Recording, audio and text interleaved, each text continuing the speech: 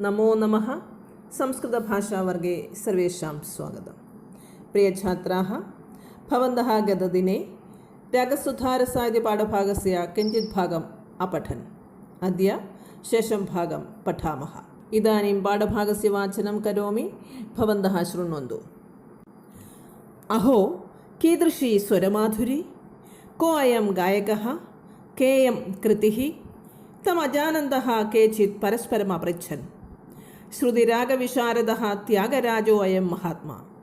तिरुवय्यार्देशे उषित्वा स बहूनि कीर्तनानि व्यरचयत्. तेषां रागतालसंविधानं च सामञ्जस्येन तेनैव कृतं. तेषु अन्यतमा हिन्दोळरागनिबद्धा संस्कृतकृतिरेव अत्र आलपिता. तं सङ्गीतज्ञं ज्ञातवन्तः अपरे प्रत्यवदन्. कालान्तरे त्यागराजस्वामिनः कीर्तिः सर्वत्र प्रसारिता. बहवः सङ्गीतप्रणयिनः नादोपासकस्य शिष्यत्वं स्वीकृतवन्तः. तञ्जावूर्देशाधिपः शरभोजी च तस्य महत्त्वं कर्णाकर्णिकया अशृणोत्. सः त्यागराजस्य मैत्रीम् ऐच्छत्. विज्ञानसम्पन्नो अपि त्यागराजः निर्धनत्वात् अतीव क्लेशम् अनुभवति स्म. स उच्चवृत्तिं कृत्वा जीवितं निनाय. वृत्तान्तममुं शरभोजी अजानात्. अतः त्यागराजं दारिद्र्यादुद्धर्तुं राजा उपायमेकं स्वीचकार. त्यागराजः राजप्रशस्तिपरां कृतिमेकां विरच्य समर्पयति चेत् प्रभूतं धनं तस्मै प्रदातुं राजा निश्चिकाय. दूतेनैकेन तदिङ्गितं तस्मै निवेदयच्छ. കഴിഞ്ഞ ക്ലാസ്സിൽ നിങ്ങൾ എന്താണ് പഠിച്ചത്? തഞ്ചാവൂർ ദേശത്തിലെ ഒരു ദേവാലയത്തിൽ എല്ലാവരെയും അതിശയിപ്പിക്കുന്ന സ്വരമാധുരിയോടെ ഒരാൾ കീർത്തനം ആലപിക്കുന്നത് ആളുകൾ കേൾക്കുന്നു. അവർ ഇന്നുവരെ കേട്ടിട്ടില്ലാത്ത ആ സ്വരമാധുരിയിൽ ആശ്ചര്യഭരിതരായി നിൽക്കുന്നതാണ് നിങ്ങൾ കണ്ടത്. ഇനി എന്താണ് സംഭവിക്കുന്നത് നോക്കാം. അഹോ കീദൃശീ സ്വരമാധുരി, കോ അയം ഗായകഃ, കേയം കൃതിഃ. തമജാനന്തഃ കേചിത് പരസ്പരം അപൃച്ഛൻ. അഹോ കീദൃശീ സ്വരമാധുരി. അഹോ എന്നുള്ളത് ആശ്ചര്യദ്യോതകമായി പറയുന്ന പദമാണ്. സ്വരമാധുരി കീദൃശി, എന്തൊരു സ്വരമാധുര്യമാണിത്. കഹ അയം ഗായകഃ, കോയം എങ്ങനെ പദം പിരിക്കും? കഹ അയം. കഹ അയം ഗായകഃ, അയം ഗായകഃ കഹ, ഈ ഗായകൻ ആരാണ്? കാ ഇയം കൃതിഃ, കേയം എങ്ങനെ പദം പിരിക്കും? കാ ഇയം, ദീർഘമാണ്. കാ ഇയം. ഇയം കൃതിഃ കാ, ഇത് ഏത് കൃതിയാണ്? തം അജാനന്തഃ കേചിത് പരസ്പരം അപൃച്ഛത്. തം കം, തം ഗായകം. ഗായകം അജാനന്തഃ, ആ ഗായകനെ മനസ്സിലാകാതിരുന്നവരിൽ കേചിത് ചിലർ പരസ്പരം അപൃച്ഛത്, പരസ്പരം ചോദിച്ചു. എന്തൊരു സ്വരമാധുര്യമാണിത്. അതുപോലെ ആരാണ് ഈ ഗായകൻ, ഏത് കൃതിയാണ് ഈ ആലപിക്കുന്നത് എന്ന് പരസ്പരം ചോദിക്കുകയുണ്ടായി. ശ്രുതിരാഗവിശാരദഃ ത്യാഗരാജോ അയം മഹാത്മാ. നമുക്ക് പറഞ്ഞു തരുന്നു അദ്ദേഹം ആരാണെന്ന്. ആരാണത്? ശ്രുതിരാഗവിശാരദഃ, വിശാരദഃ സമർത്ഥഃ, ശ്രുതിയിലും രാഗത്തിലും സമർത്ഥനായ ത്യാഗരാജഃ അയം മഹാത്മാ. ത്യാഗരാജസ്വാമികളാണ് ഈ മഹാത്മാവ്. ഈ പാടിക്കൊണ്ടിരിക്കുന്ന ആൾ ആരാണെന്ന് പറയുന്നു? ത്യാഗരാജസ്വാമികളാണ്. തിരുവയ്യാർ ദേശേ ഉഷിത്വാ സഹ ബഹൂനി കീർത്തനാനി വ്യരചയത്. തിരുവയ്യാർ ദേശത്തിൽ ഉഷിത്വ താമസിച്ചുകൊണ്ട് സഹ ബഹൂനി കീർത്തനാനി വ്യരചയത്, അദ്ദേഹം ധാരാളം കീർത്തനങ്ങൾ രചിച്ചു. തേഷാം രാഗതാള സംവിധാനം ച സാമഞ്ജസ്യേന തേനൈവ കൃതം. തേഷാം ആ കീർത്തനങ്ങൾക്ക്, കീർത്തനങ്ങൾ രചിച്ചു എന്നല്ലേ മുന്നേ പറഞ്ഞു. തേഷാം കീർത്തനാനാം രാഗതാള സംവിധാനം ച, ആ കീർത്തനങ്ങളുടെ രാഗതാള സംവിധാനവും അതിന് രാഗവും താളവും ഒക്കെ ചിട്ടപ്പെടുത്തിയതും സാമഞ്ജസ്യേന തേനയേവ കൃതം. സാമഞ്ജസ്യേന ഔചിത്യപൂർണമായിട്ട് തേനയേവ കൃതം, തേനക്കേന ത്യാഗരാജേന ഏവ കൃതം. അപ്പോഴേ കീർത്തനങ്ങൾ രചിക്കുക മാത്രമല്ല, ആ കീർത്തനങ്ങൾക്ക് രാഗവും താളവും ചിട്ടപ്പെടുത്തുകയും ചെയ്തത് അദ്ദേഹം തന്നെയാണ്. എങ്ങനെ ചെയ്തു എന്ന് പറയുന്നു? ഔചിത്യപൂർണേന സാമഞ്ജസ്യേന, വളരെ ഔചിത്യപൂർവ്വം അത് നിർവഹിക്കുകയും ചെയ്തു. തേനയേവ കൃതം, കീർത്തനം രചിക്കുകയും അതിന് രാഗവും താളവും ചിട്ടപ്പെടുത്തുകയും ചെയ്തു എന്നർത്ഥം. തേഷു അന്യതമ ഹിന്ദോളരാഗനിബദ്ധ സംസ്കൃതകൃതിരേവ അത്രാലപിത. തേഷു അന്യതമ അദ്ദേഹം രചിച്ച കീർത്തനങ്ങളിൽ വെച്ച് ഏറ്റവും പ്രധാനപ്പെട്ടതും പിന്നെയോ ഹിന്ദോളരാഗനിബദ്ധ ഹിന്ദോളമെന്ന രാഗത്തിൽ ചിട്ടപ്പെടുത്തിയിട്ടുള്ളതുമായ സംസ്കൃതകൃതി ഏവ സംസ്കൃതകൃതിയാണ് അത്ര ആലപിത അത്ര ദേവാലയേ ആ ദേവാലയത്തിൽ ആലപിച്ചത്. അപ്പം ദേവാലയത്തിൽ വെച്ച് അദ്ദേഹം കീർത്തനം ആലപിച്ചു എന്ന് പറഞ്ഞു. ആ കീർത്തനം ഏതാണെന്ന് പറയുന്നു. ഏതാണ്? ഹിന്ദോള രാഗത്തിൽ ചിട്ടപ്പെടുത്തിയ സംസ്കൃത കൃതിയാണ് അദ്ദേഹം അവിടെ ആലപിച്ചത്. ഏതാണെന്ന് കഴിഞ്ഞ ക്ലാസ്സിൽ നിങ്ങൾക്ക് ആ കീർത്തനം ടീച്ചർ ഇട്ട് തന്നിരുന്നു. നിങ്ങൾ ശ്രദ്ധയോടെ കേട്ടിട്ടുണ്ട് എന്ന് കരുതുന്നു. തം സംഗീതജ്ഞം ജ്ഞാതവന്തഃ അപരേ പ്രത്യവദത്. അപ്പോൾ അദ്ദേഹം ആരാണ് എന്ന് പരസ്പരം ആളുകൾ ചോദിക്കുകയുണ്ടായി. അപ്പോൾ അറിയാവുന്ന ആളുകൾ, അവിടെ നിന്നിരുന്ന ആളുകളിൽ ചിലർക്ക് ഇദ്ദേഹം ആരാണെന്ന് അറിയാമായിരുന്നു. അവരൊക്കെ എന്തു പറഞ്ഞു? തം സംഗീതജ്ഞം ജ്ഞാതവന്തഃ ആ സംഗീതജ്ഞനെ മനസ്സിലാക്കിയവർ അപരേ പ്രത്യവദൻ മറ്റുള്ളവർ അതിന് മറുപടി പറഞ്ഞു. ഇദ്ദേഹം ആരാണ്, ഏതാണ് കീർത്തനം എന്നൊക്കെ ചോദ്യങ്ങൾ ഉണ്ടായില്ലേ? അപ്പം അതിനുള്ള ഉത്തരം അവിടെ നിന്ന അദ്ദേഹത്തെ അറിയാവുന്ന ആളുകൾ അതിനുത്തരം കൊടുത്തു എന്നർത്ഥം. കാലാന്തരെ ത്യാഗരാജസ്വാമിനഃ കീർത്തി സർവത്ര പ്രസാരിത. കാലാന്തരെ കുറേ കാലം കഴിഞ്ഞപ്പോൾ ത്യാഗരാജസ്വാമിനഃ കീർത്തി ത്യാഗരാജസ്വാമികളുടെ കീർത്തി സർവത്ര പ്രസാരിത സർവത്ര എല്ലായിടത്തും വ്യാപിച്ചു. ബഹവഃ സംഗീതപ്രണയിനഃ നാദോപാസകസ്യ ശിഷ്യത്വം സ്വീകൃതവന്തഃ. ബഹവഃ സംഗീതപ്രണയിനഃ ധാരാളം പ്രണയികൾ, സംഗീതത്തെ പ്രണയിക്കുന്ന ആളുകൾ, സംഗീതത്തെ ഉപാസിക്കുന്ന ആളുകൾ നാദോപാസകസ്യ നാദോപാസകനായ അദ്ദേഹത്തിൻ്റെ ശിഷ്യത്വം സ്വീകൃതവന്തഃ ശിഷ്യന്മാരായി തീർന്നു. തഞ്ചാവൂർ ദേശാധിപ ശരഭോജി ച തസ്യ മഹത്വം കർണാകർണികയാ ശൃണോത്. അപ്പം എന്ത് സംഭവിച്ചു എന്ന് പറയുന്നു? തഞ്ചാവൂർ ദേശാധിപ ആ തഞ്ചാവൂർ ദേശത്തിൻ്റെ അധിപനായ രാജാവായ ശരഭോജി ശരഭോജി മഹാരാജാവും സഹ കസ്യ മഹത്വം ത്യാഗരാജസ്യ മഹത്വം കർണാകർണികയ കർണം എന്താണ്? ചെവി. കർണാകർണികയ കേട്ട് കേട്ട് പലരും പറഞ്ഞ് അദ്ദേഹത്തിൻ്റെ ചെവിയിലും എത്തി. എന്ത്? തഞ്ചാവൂർ ദേശാധിപനായ ശരഭോജിയുടെ ആ ചെവികളിലും ത്യാഗരാജനെക്കുറിച്ചുള്ള പ്രസിദ്ധി എത്തി എന്നർത്ഥം. സഹ ത്യാഗരാജസ്യ മൈത്രിയും അയച്ചത്. സഹ ശരഭോജി ത്യാഗരാജനുമായിട്ടുള്ള മൈത്രി, മിത്രത, സൗഹൃദം അയച്ചത് ആഗ്രഹിച്ചു. വിജ്ഞാനസമ്പന്നോപി ത്യാഗരാജ നിർധനത്വാത് അതീവ ക്ലേശം അനുഭവതി സ്മ.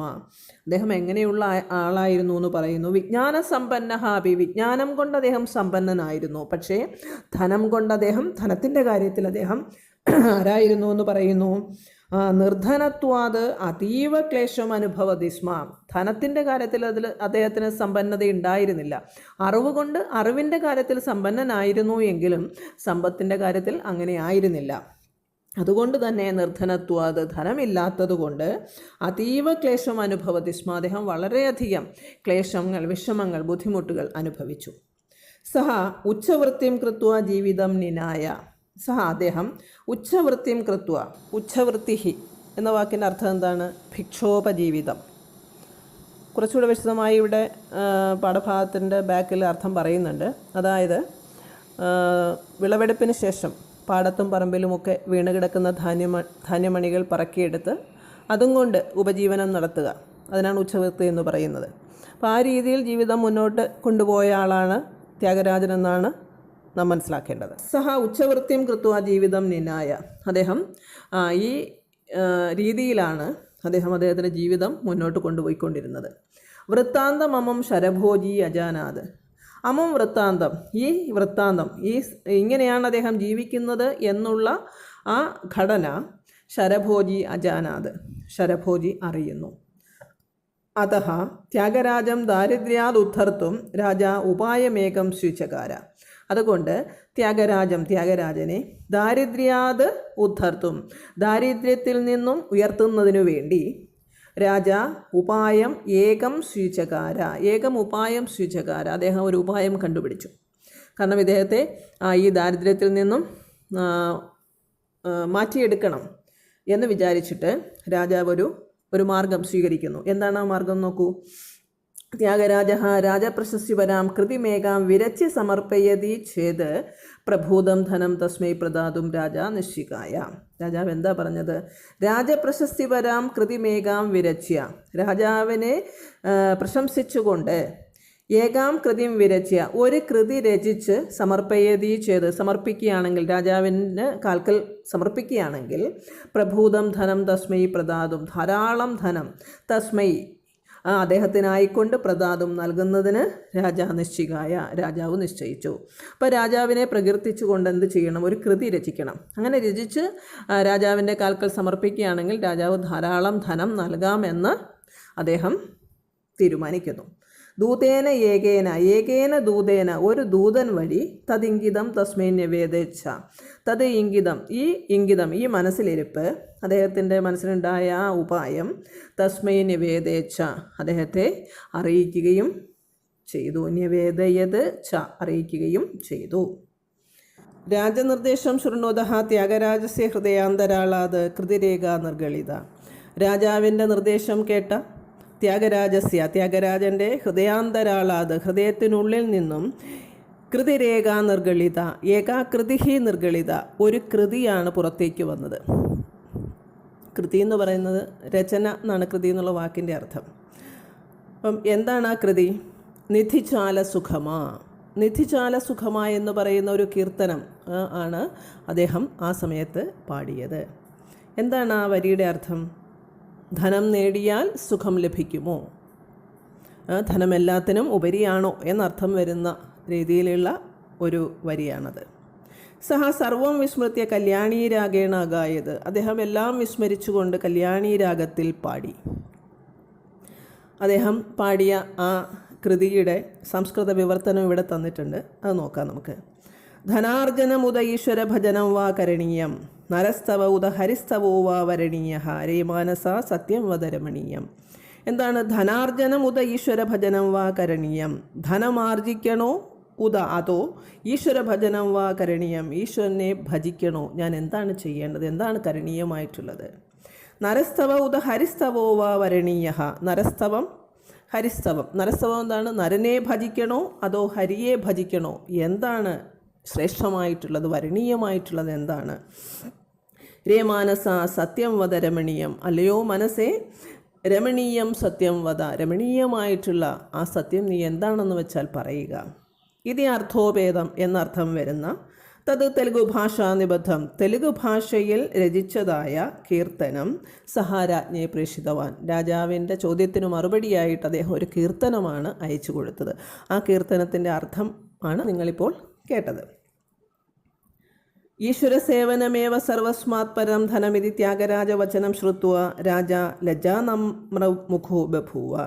ഈശ്വരസേവനം തന്നെയാണ് സർവസ്മാത്, മറ്റെന്തിനേക്കാളും പരം ധനമിതി, ശ്രേഷ്ഠമായ ധനമെന്ന ത്യാഗരാജവചനം ശ്രുത്വ, ത്യാഗരാജൻ്റെ വാക്കുകൾ കേട്ടിട്ട് രാജാവ് ലജ്ജാനമ്രമുഖോ ബഭൂവ, ലജ്ജിച്ച് തലകുനിച്ചു എന്നാണ് പറയുന്നത്. ഇനി മറ്റൊരു സംഭവം വിവരിക്കുകയാണ്. എന്താണെന്ന് നോക്കാം. കഥാചിത് ഷട്കാലഗോവിന്ദമാരാരിതി പ്രഖ്യാതഃ കേരളീയ സംഗീതജ്ഞഃ ത്യാഗരാജം ദ്രഷ്ടും തമഭ്യഗച്ഛത്. കഥാചിത് ഒരിക്കൽ ഷട്കാലഗോവിന്ദമാരാരിതി പ്രഖ്യാതഃ, ഷട്കാലഗോവിന്ദമാരാർ എന്ന് പ്രസിദ്ധനായ കേരളീയ സംഗീതജ്ഞഃ, കേരളീയനായ മലയാളിയായ സംഗീതജ്ഞൻ ത്യാഗരാജം ദ്രഷ്ടും, ത്യാഗരാജനെ കാണുന്നതിനു വേണ്ടി ത്യാഗരാജൻ്റെ സമീപത്ത് എത്തിച്ചേർന്നു. അതായത് അദ്ദേഹം കേരളത്തിൽ നിന്നും തഞ്ചാവൂർ പോയി അദ്ദേഹത്തെ കണ്ടു എന്നർത്ഥം.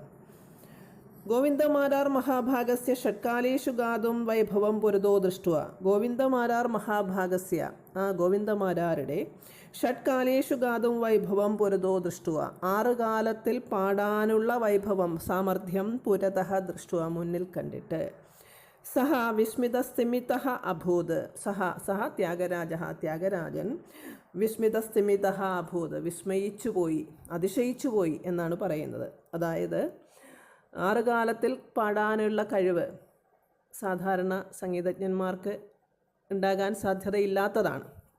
ആ കഴിവ് കണ്ടിട്ടാണ് അദ്ദേഹം ആശ്ചര്യപ്പെട്ടു പോയത്.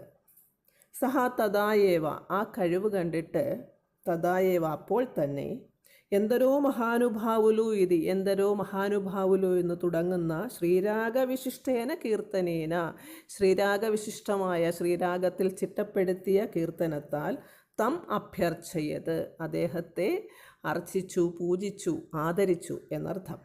അതായത് അദ്ദേഹത്തിൻ്റെ കേരളീയനായ അദ്ദേഹത്തിൻ്റെ ഗോവിന്ദമാരാരുടെ ആ വൈഭവം കണ്ടിട്ട് അദ്ദേഹം അതിശയിക്കുകയും അദ്ദേഹത്തെ ആദരിക്കുകയും ചെയ്തു എന്നാണ് പറയുന്നത്. ഏത് രാഗത്തിലായിരുന്നു ആ കീർത്തനം പാടിയത്? ശ്രീരാഗത്തിൽ. ആ കീർത്തനം ഒന്ന് കേട്ടു നോക്കൂ.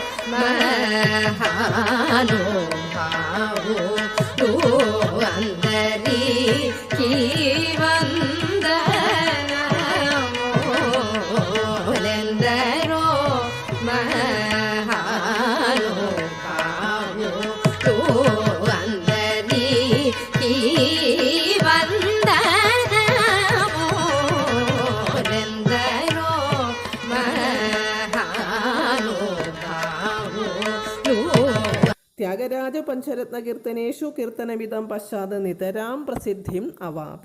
ത്യാഗരാജൻ്റെ പഞ്ചരത്ന കീർത്തനേഷു, പഞ്ചരത്ന കീർത്തനങ്ങളിൽ ഇതം കീർത്തനം, ഈ കീർത്തനം നമ്മുടെ മലയാളിയായ ഗോവിന്ദമാരാരെ പ്രശംസിച്ചുകൊണ്ട് പാടിയ ആ കീർത്തനം പശ്ചാത് നിതരാം പ്രസിദ്ധിം അവാപ, പിന്നീട് വളരെയധികം പ്രസിദ്ധി നേടി എന്നാണ് പറയുന്നത്. അപ്പോൾ കഴിവുള്ളവരെ ആദരിക്കാനും ബഹുമാനിക്കാനുമുള്ള കഴിവും അദ്ദേഹത്തിന് ഉണ്ടായിരുന്നു എന്നാണ് ഇതിൽ നിന്ന് നമുക്ക് മനസ്സിലാക്കാൻ സാധിക്കുന്നത്. അതുപോലെ തന്നെ അത്രയും കഴിവുള്ള ആളുകൾ നമ്മുടെ കേരളത്തിലും ജീവിച്ചിരുന്നു എന്ന് നമുക്ക് മനസ്സിലാക്കാൻ സാധിച്ചു, അല്ലേ? ഇതോടെ പാഠഭാഗം ഇവിടെ അവസാനിക്കുകയാണ്. ഇനി പഠന പ്രവർത്തനവുമായി അടുത്ത ക്ലാസ്സിൽ കാണാം.